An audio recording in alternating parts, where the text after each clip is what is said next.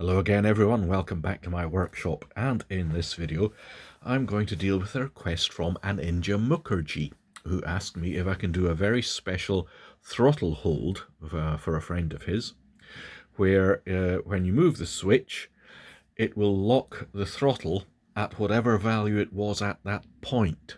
So you can carry on moving the stick around and the throttle will hold at that very specific value, and when you switch it off the throttle just carries on working normally. Now that's different to throttle cut or idle up, where you're going to one preset value. This has got to actually pick up the value where the throttle was at the point you moved the switch and hold that. And I puzzled over this for a couple of hours and messaged him back and said, no, can't see how it can be done. And of course, having done that, within about 10 minutes my brain came up with the answer, so I had to go back and say, it can be done. Let's have a look at what he means.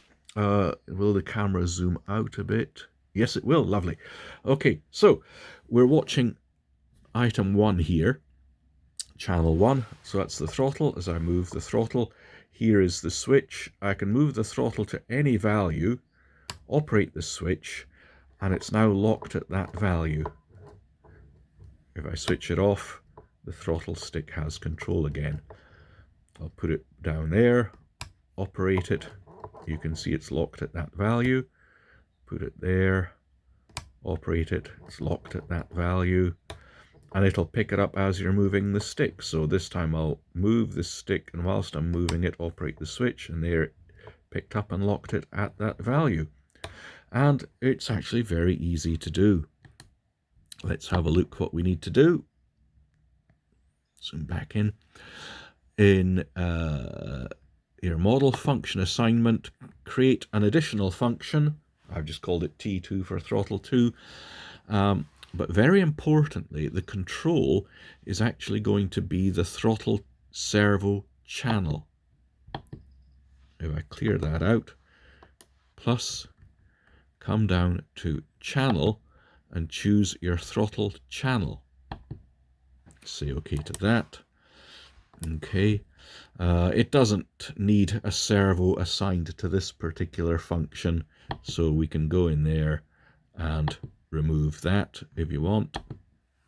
It doesn't matter if you leave it in, but that's why you saw the other bar operating. That was the T2's servo, but it doesn't need it. So if we look at it here, we can do that.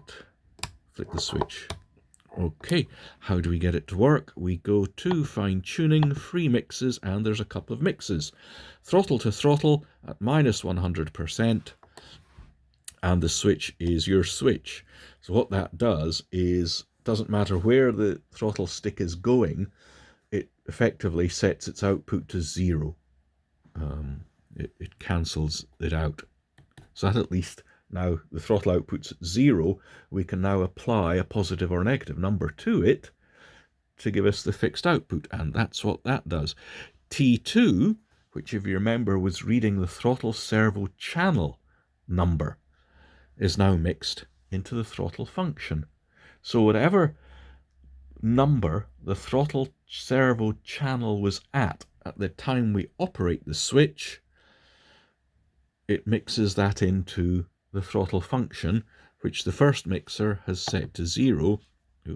So whatever value the throttle servo channel was at, it becomes the throttle function output. So your T2 to throttle 100%, the same switch again, and that's it. That's all it needs to do it. So I put loads of thought into it, and actually turned out to be quite simple once my brain got round it. So there you are. You can have a locked value for any function that you want just at the flick of a switch.